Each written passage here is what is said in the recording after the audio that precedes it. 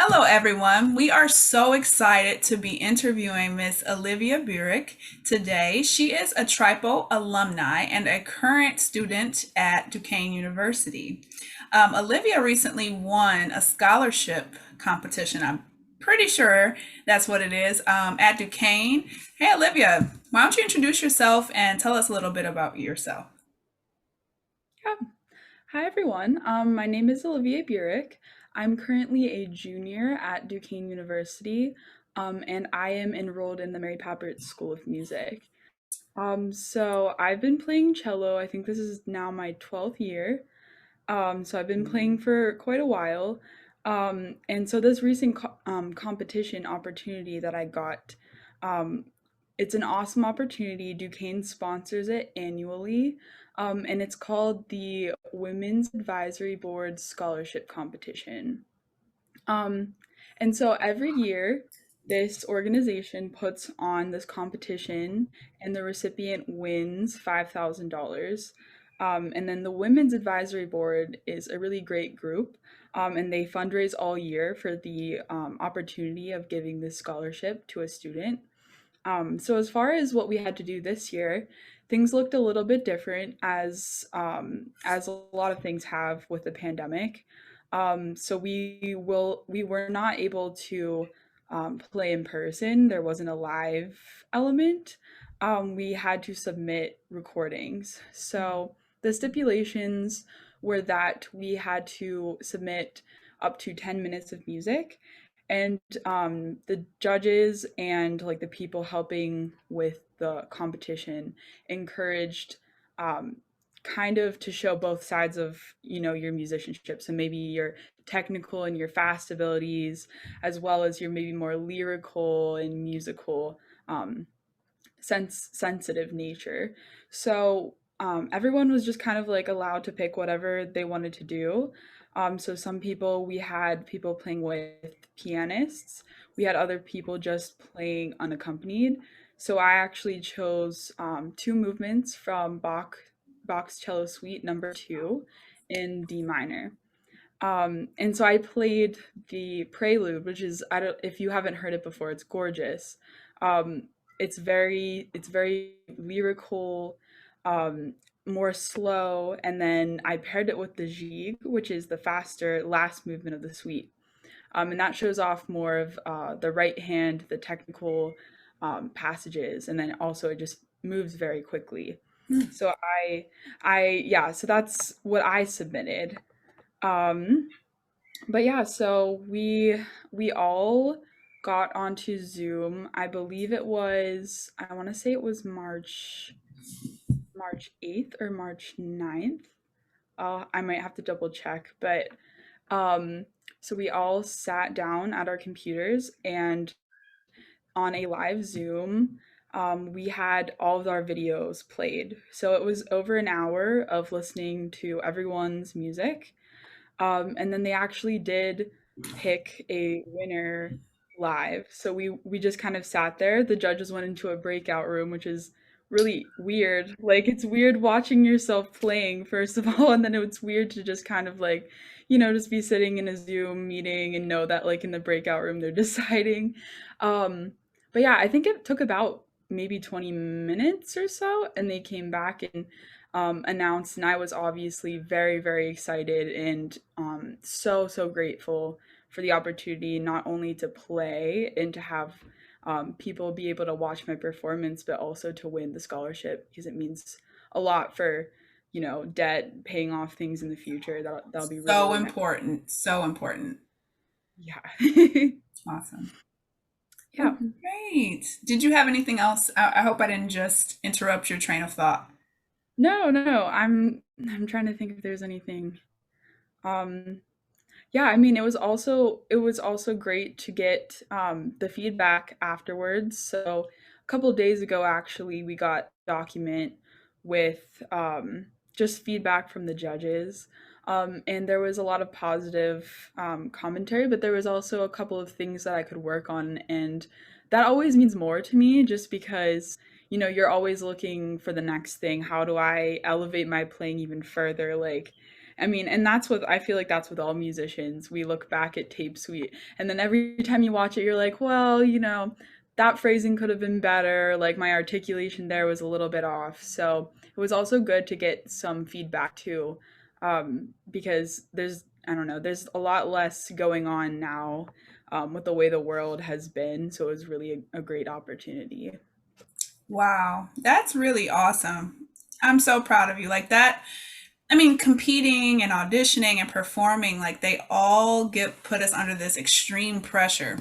So for you to have been competing against your classmates for money, for scholarship money, like you said, this is like any amount it is important to get if you can, to help with debt.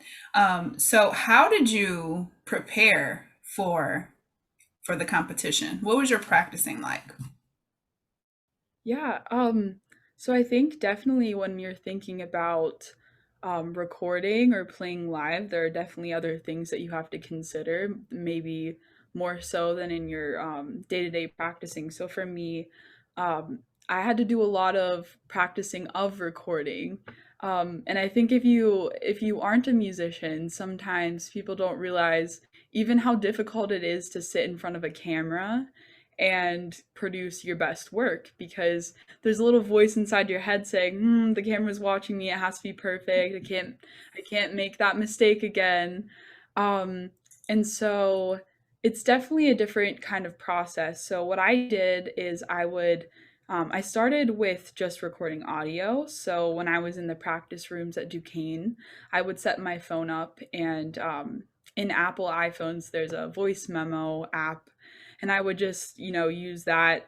And if you looked through my phone, you would see probably hundreds of voice memos because I never delete them, even though I should. Same. It clutters a lot of storage, but I always forget to delete them. So I started by doing that. And I would listen back and say, okay, so the intonation has to be better there. Um, and I would go through those audio clips.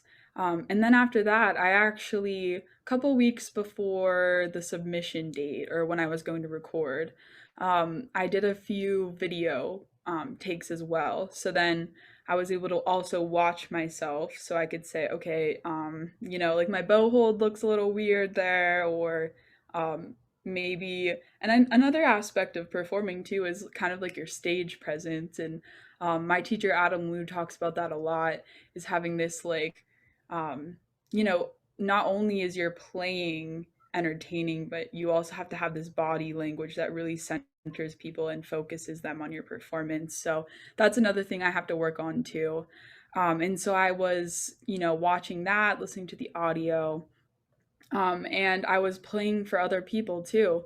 Whenever my friends just had, a little bit of time off, maybe they were on a practice break, I would say, "Hey, do you want to come in and do you want to listen to my Bach?" I mean, maybe they weren't really super excited to be listening to my Bach, but I really appreciated the time that I got from people and my teacher as well. I mean, I would bring it to my lessons. And so it was great to get so much feedback from many different people.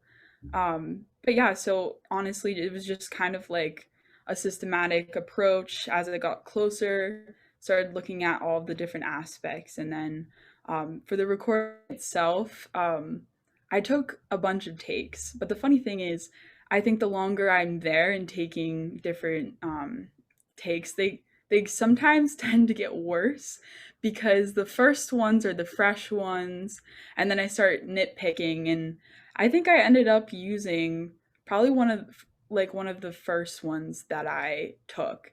And I worked with my one friend from the music school. She's in the music technology department. And she helped me with all of that. We have a really good working relationship because I'll help her record for her composition, so she helps me record some of my things. That's nice. Yeah, so it was really nice to work with her too, because that's another thing when you're recording. If someone else is in the room, it's also an added like, oh, I have to perform for them too. But she was my friend, so it was more low key. Um, and yeah, so I really appreciated getting to work with her as well and have her have all the equipment, Duquesne's equipment. She knows how to work, so I was able to use that. And equipment makes a big difference. So you're lucky. That's awesome. Yeah. Okay. So can you tell us about the stress? Did you feel any type of stress or nerves? Can you talk to us about that?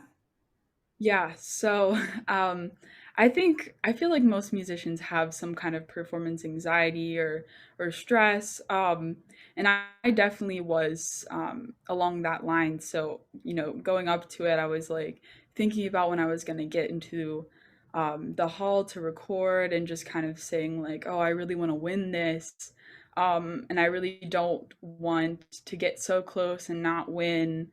But at the end of the day, I think, you know, we have to remember that even though we do want to win and we want to, get first chair and we want to win the competition, that it's more about the growth along the way. So, I Mm. mean, again, I'm very, very, very grateful for winning, but it's also, I feel like in that process, my playing has gotten so much better, and my ear, especially, I hear things better. So I think it's important to, like, yes, stress sometimes helps us, think about the direction in which we're going, but sometimes it's more about the journey, I guess, and less about the destination itself. Yeah, especially with things like this, because all you can really control is what you put into it. Your preparation, that's mental preparation, that's physical preparation, all of that. It's important.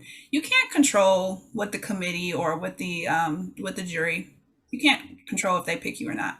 So that is very wise. Very, very, very wise. Thank you for sharing that. That's awesome. All right, so you're doing these amazing things now. But when you were younger, like how old again were you when you started playing? So I was in fourth grade when I started playing cello. Fourth grade. Okay. And then when did you join TRYPO? Because you're a TRYPO alum. Yes, yes, and I'm very, very proud of it. My first year in TRYPO, I think, was the 2016 to 2017 season, and then I also was part of TRYPO the next season, and that's when we toured Europe, which was really, really Oh, exciting. that's so exciting. So just give us an idea of how old you were when you joined TRYPO. Yeah, so I believe I was a junior in high school. Okay. Um, yeah, so it was definitely one of the experiences that got me thinking, okay, I want to be a professional musician in the future. Hmm. Wow. So joining TRYPO, that it put that bug in your ear like, hey, maybe I want to do this for a living. Maybe this is something I need to do for the rest of my life. That is Yes. incredible. So after you graduated high school, where'd you go? What did you do? So, I auditioned at a lot of different places. And it's funny because I'm a Pittsburgh native. I was thinking, I want to go somewhere else. I don't want to stay in Pittsburgh. But I ended up meeting a really great teacher here, Adam Liu, who is the teacher I study with now. And so I decided to stay at Duquesne. And I already knew a lot about Duquesne because that was TRYPO's home for a while. Right now, obviously, we're not at TRYPO, but I mean, we're not at Duquesne. TRYPO's not at Duquesne.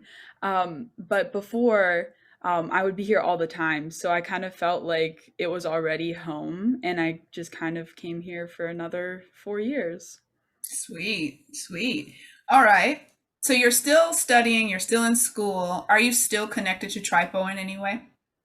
Yeah, actually. So I think kind of more of my official kind of reconnection with them was over the summer. And there was a Camp Crescendo, which was a virtual summer camp for students who were in YC Squared, TRYPO, other TRYPO affiliated ensembles. And it was a way for students to still experience music during the pandemic. And it was really fun for me to see kind of like the new generations in TRYPO because obviously it's been a couple of years since I've been there.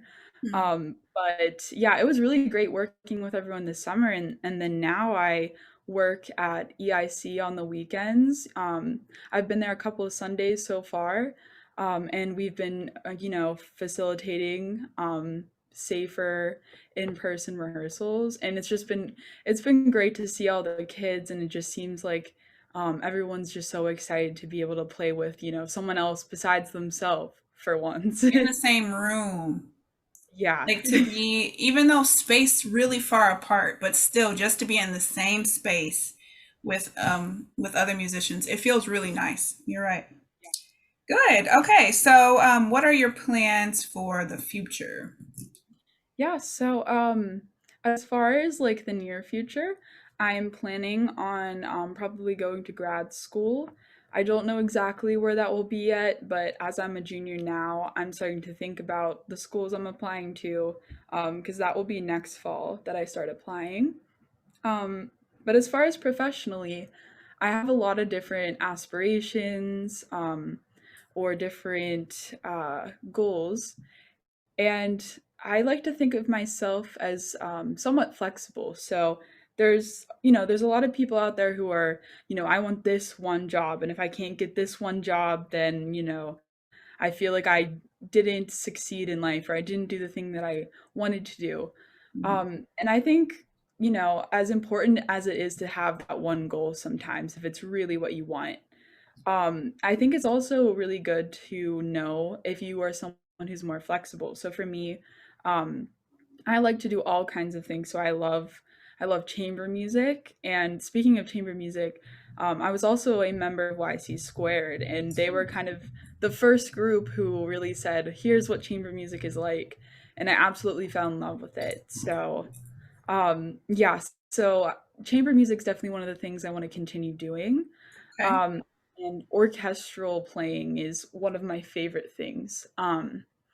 And so being part of a larger orchestral organization is definitely one of my future goals. I would love to have a position in an orchestra. Um, and then as far as like other things too, I really like the idea of teaching. So having my own studio, my own cello studio, would be really great for me because I love doing it. It wouldn't just be, oh, gotta make money teaching. No, I really do like it. So I The world think needs more teachers like that. yes, yes, yeah. We don't. I mean, it's sad, but there are some people who are like, oh, I guess I have to teach to make money. But yeah, I'm definitely looking forward to that.